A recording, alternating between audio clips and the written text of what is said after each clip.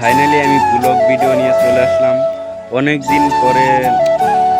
অনেক দিন ভাবার পর যে আমি একদিন ব্লগ ভিডিও বানাবো। স্বপ্ন আছে যে আমি একদিন ইউটিউবার হব।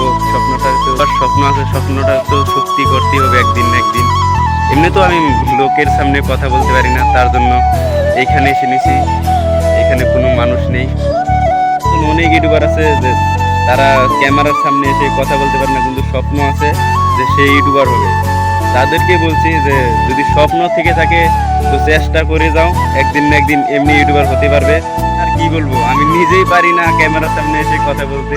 তো আজকে এসে গেলাম। তো এখন থেকে প্রতিদিন তো আসতে পারবো না, কিন্তু মাঝে মাঝে আসবো। তো এইটা হচ্ছে কেটিএম আর এই ফসিরি লোকে।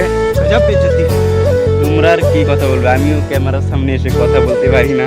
অনেক দাঁতগুলো বেরিয়ে যাচ্ছে, আরো হাসও আসছে। তাও ভিডিও তো করতেই হবে। তো ভিডিওটা ভালো লাগলে লাইক করে দিবে।